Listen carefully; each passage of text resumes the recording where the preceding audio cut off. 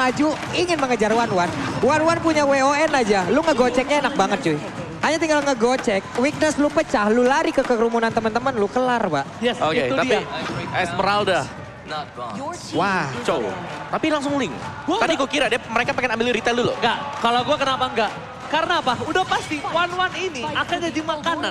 Link dari dulu ketika One-One belum menjadi hero yang mungkin secondary. Sempat kan dia di tier S. Yang selalu first pick apapun akan di-ban untuk serang One-One. Itu emang makanannya Link di early. Kalau Linknya gak respon ke sana, makanya aku bilang dari awal, Pak Gitonya akan di-boost. Karena harus ada assassin. Entah Link, entah Hayabusa. Tapi ternyata kita tahu kayak ini. Ya tapi dengan second pick seperti ini, Link di-pick Hilda langsung di-ban. Satu hero yang memang bisa mengganggu konsentrasi dari Link untuk melakukan farming. Dan ini sudah dibuang.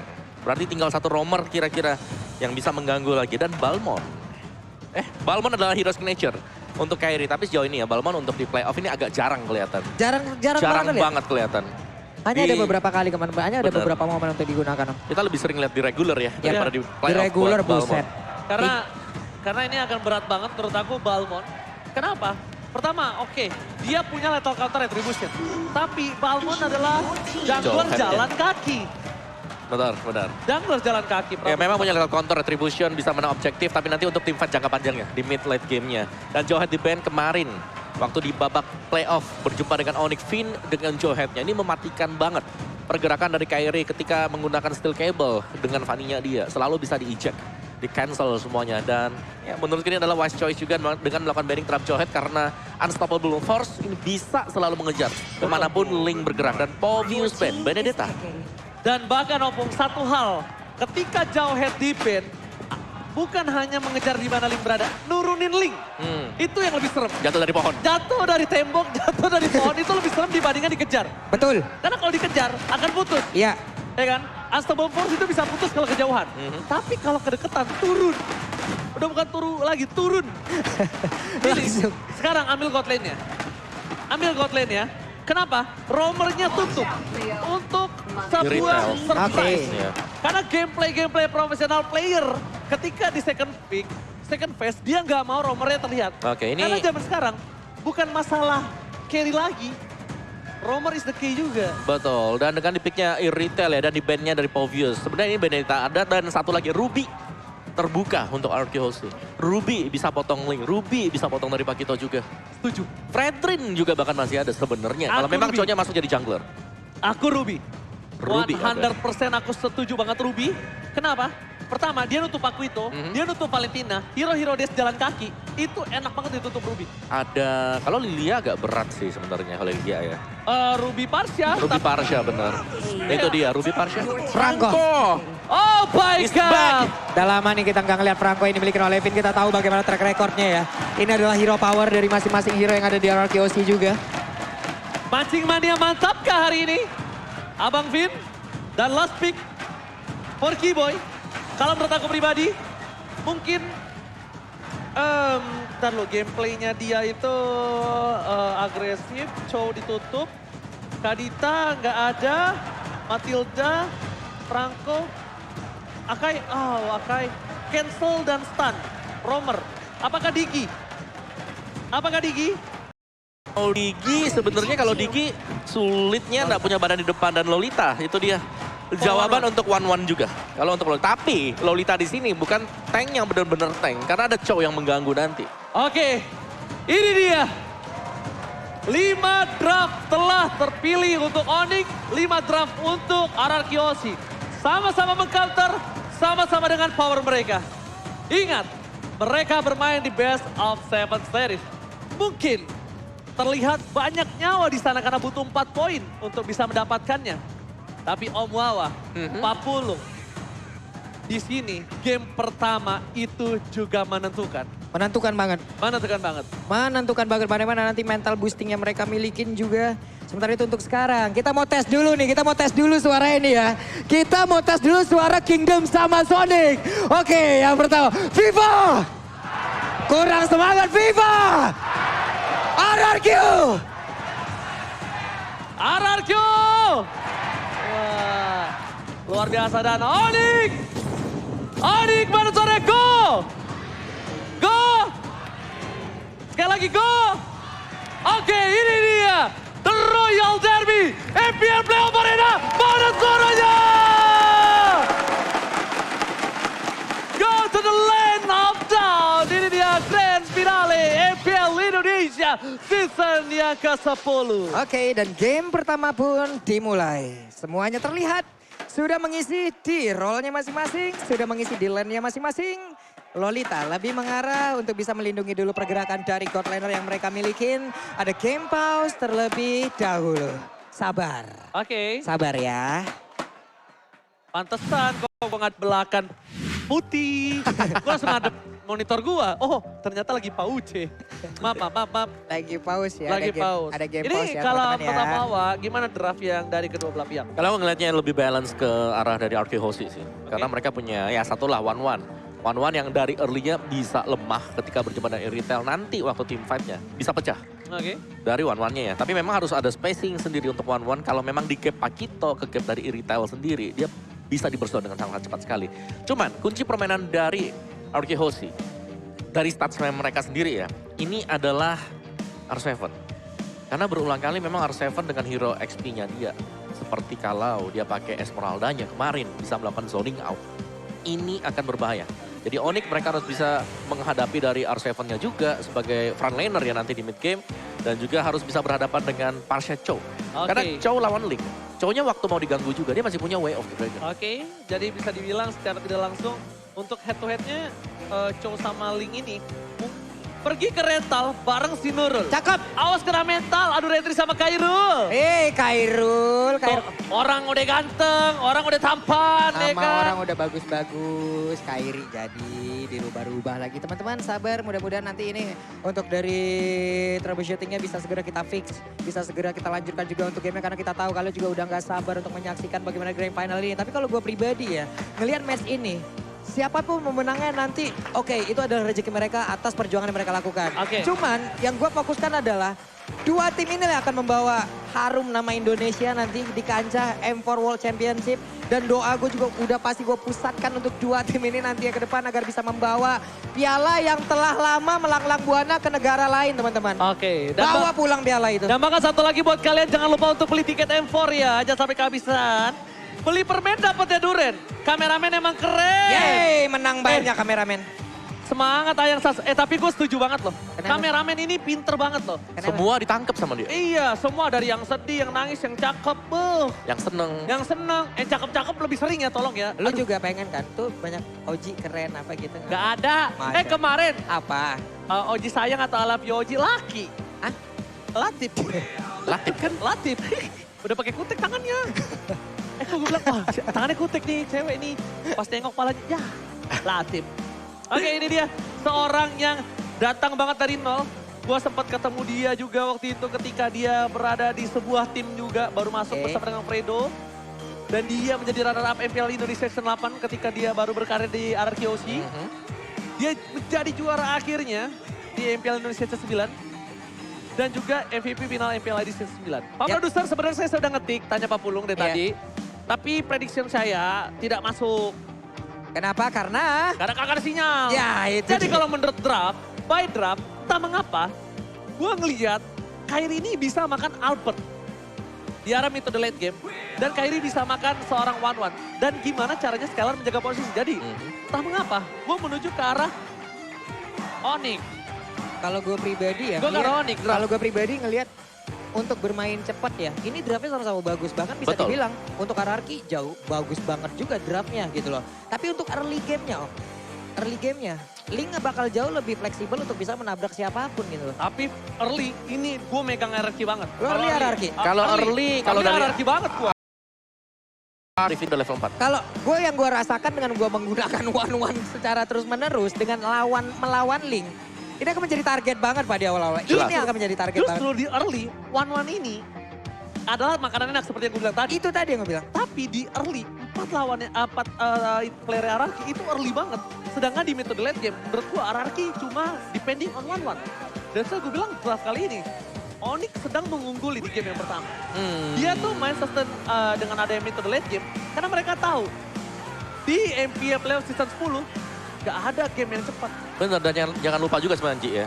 Iritel, Pakito, ini yang bawa kita menang juga tadi. Iya. Betul. That's why gue ngeliat kenapa Onyx kuat banget di late game. Dari draftnya. Ya, tapi early game-nya harus bisa dipegang dari Onyx ya. Kalau mereka memang jebol dari early game, game style dari Arkehosi, mereka typically adalah tim yang suka untuk langsung ambil objektif setelah dapetin point kill. Itu yang berbahaya. Betul. Dan satu hal, Pung. RRQ punya satu senjata yang benar-benar gak kelihatan seperti tombak yang tajam. Apa itu? Esmeralda-nya R7. Esmeralda, iya. Nah ya, Esmeralda-nya. R7 itu power banget pakai Esmeralda dari season 8. Bayangin, sampai 3 season, 2 ya? 8, Esmeralda udah lama banget enggak, bukan Esmeralda. 8, 9, 10 sekarang? 3 season? 10 ini. 10 ya? Berarti 3 season, 8, 9, 10. Iya, 3 Susah season. banget hitung. Kan dari season kemarin juga ya Esmeralda 6 gitu. Season 8 ini, S7 power banget. Tapi ya Esmeralda memang ya dari itemnya dia juga ini rata-rata dengan full defense item. Dia udah bisa nabrak-nabrak ke belakang. Dan tebel banget untuk bisa menembangkan Esmeralda, store skill butuh banyak juga untuk bisa Maka kalau gak salah di bagian sana itu kan ada retail. Sini. Ya, itu ada retail, ada juga charge dari Lolita nanti yang bisa menghentikan Esmeralda. Karena kalau Esmeralda tidak bisa menggunakan Stardust Dance-nya, itu gak bakal regen juga dia. Ya, betul. Kemarin kita sempat melihat dan kita bakal lihat menuju ke arah draft kali ini. Retribution Kairi kembali mengamankan Little Wonder. Yap. Di sisi bottom lane, seperti kata Pulung dan juga Om Wawa dan juga Ranger Mas, kalau para pemain dari tim Onyx ini bakal coba untuk mendominasi di early-nya dengan adanya 1-1 di arah bottom lane. Yes, style prediction di mana Onyx, Papulun dan Ranger Mas, Om Wawa dan juga caster Inggris lainnya menuju ke arah RRQ. Oke, ini adalah predik yang memang sudah terlihat. Ada 4 untuk RRQ, 2 untuk Onyx. Prediksi, just prediksi. Dan untuk sekarang di bagian bawah ada pergerakan. Ini yang gue sebutkan tadi. Ya. Antara Link, belum lagi sekarang punya Lolita, Guardian Bulwark-nya akan menjadi pengacau sistem dari Swallow Pack 1-1 loh. Ini bakal sangat-sangat mengacaukan sekali karena untuk sekarang 1-1 masih mencoba untuk bisa maju ke bagian depan. Ada Tempest of Blade dikeluarkan pula. Satu hit terakhirnya berhasil mendapatkan first blood dan 1-1 dihancurkan. Dan itu dia satu-satunya makanan Kairi. Nggak mungkin Kairi nge-pick up yang lainnya kecuali Parcha. Tapi kali ini Albert bisa untuk mengamankan objektif gaming. Karena apa? Tidak ada Tempest of Blade, tidak ada Retribution. Sudah bisa dipastikan. Karena Kyoshi akan mengamankan satu buah turtle yang pertama. Oke. Para pemain dari tim Onyx Esports, mereka udah harus coba untuk mundur karena tidak mungkin melakukan kontes di depan. Oh, seperti yang sudah saya duga, tidak mungkin di kontes. Yep. Jungler pasti mengamankan satu buah turtle karena Retribution di bawah didapatkan. Tempest of Blade, Kairi nggak punya defensif, Kairi nggak punya ofensif. Plus sekarang Kairinya menggunakan Link. Ada objektif yang jauh lebih penting daripada itu semua. Purple Buff. Mendadak di sini Purple Buff itu udah sangat berharga. Tapi di tangan Link, ini adalah tujuan utama kehidupannya loh. Oke, dan juga ini lawannya adalah Demon Slayer ya. Dari Linknya dengan Killing Spree-nya, Demon Slayer dari Cho yang lebih cepat untuk mendapatkan buff. Jadi mungkin di awal, Gold memang menjadi target dari Onyx Esports. Tapi kebalikannya dari Arkehosi, mereka bisa dapetin untuk objektif. Mereka bisa, dan mereka ini berada di seputar dari XP Lane. Masuk ke dalam jungle dari Onyx Esports juga bisa untuk menekan Kairi untuk tidak mendapatkan item lebih cepat. Yes. Dan Finn, kita lihat. Dengan Franco-nya, bahkan mencoba menggigit Kiboy pun menurut aku pribadi nggak apa-apa. Kenapa? Kiboy ini, di early seperti ini, dia masih lembek. Dia nggak terlalu keras seperti nanti di metode late game. Jadi kalau misal dapat cewek atau Kiboy selama nggak masalah. Dan bahkan di depan sana, WF Dragon telah dikeluarkan seorang Albert. Tapi lihat, masih ada Purify di tangan dari seorang sang yang tidak akan coba di follow up. Para pemain dari tim, Onyx Esports masih mau lebih. Defense terjadi, berjalan belakang. Kairi dan ternyata satu buah Tempest of Blade. Tidak bisa diberhentikan pergerakannya. Bloody Hand sekalipun, gak bisa membuat seorang Kairi ditumbangkan karena no source damage. Yap, dan Skylar masih sangat butuh item. 1-1 masih sangat butuh item, menambah mobilitasnya, menambah pergerakannya. Di bawah ada sebuah hal yang dilakukan di mana Parcha-nya mulai mendekat. Namun tadi satu Blood Hunt-nya ini memang digeser terlebih dahulu ya. Belum selesai loh Blood Hunt-nya tadi. Betul banget. Dan juga dari 1-1 yang kita tahu butuh item ya. Dia item dependent hero. Dan ini selalu di pressure. Onyx Esports mereka mengarah ke 1-1. Dan akhirnya dari Finn ini harus benar-benar mengawal 1-1-nya. Sedangkan pressure yang masuk kalau memang hanya dari Finn, dia itu single target hero juga. Yep. Jadi masih bakal ada lagi untuk follow-up yang lain dari hero yang memang bisa meng-outrange Franco-nya. Oke, di arah turtle yang selanjutnya, ini akan menjadi perebutan yang cukup adil kalau dia dapetin satu. 16 telah dibuka, sama dengan Veda ST, mendekat ke belakang, Finn akan menjadi makan. Dan bahkan bermain dari tim Onyx Esports, mereka mengamankan 1 poin. Albert masih memiliki 1 buah retribution. Apakah Albert kali ini akan mencoba untuk berani melakukan adu retribution terhadap seorang Kairi? Lihat, Langsung ada Farsha kembali. Dan di sisi ada Retribution dan ternyata Kairo masih mengambil satu Retribution. Team fight, siapa Soul Blade, dapatkan di sana 1-1. Terbang ke angkasa. Skylar membuat 1 poin setidaknya hadiah untuk tim Araki Hoshi di turtle yang kedua. Oke, walaupun tadi belum berimpact cukup banyak dan juga untuk dari Albert sendiri agak ragu terlihat untuk maju ya Om ya. Kenapa? Karena dia bisa juga untuk langsung di-copy dari MU yang dimiliki oleh Valentina. Dia maju dengan satu Way of Dragon menjauh lagi. Betul. Dari Valentina yang mengamankan satu Federal Strike. Ya, dan akhirnya dari Araki Hoshi mereka harus back off dulu untuk membuat dari one-one-nya ini bisa dapetin gold lagi. Yap. Setidaknya apapun tadi yang udah mereka lakukan walaupun tidak mendapatkan turtle. Tapi mereka mendapatkan kompensasi nih dengan satu player. Ya ibaratnya ini sebuah keuntungan walaupun tidak sebanyak keuntungan yang diberikan oleh Grab loh. Sama diskon. 90% Mbak. Oke, tapi Kairi kali ini nggak mendapatkan diskon poin kill dari bottom lane. Tapi yang di rumah dapat diskon 90%. Jadi scan di bawah ini sekarang juga nomor ambil sambil order Grab. Tunggu apa lagi? Let's go! Let's go. Dan sekarang di bagian bawah.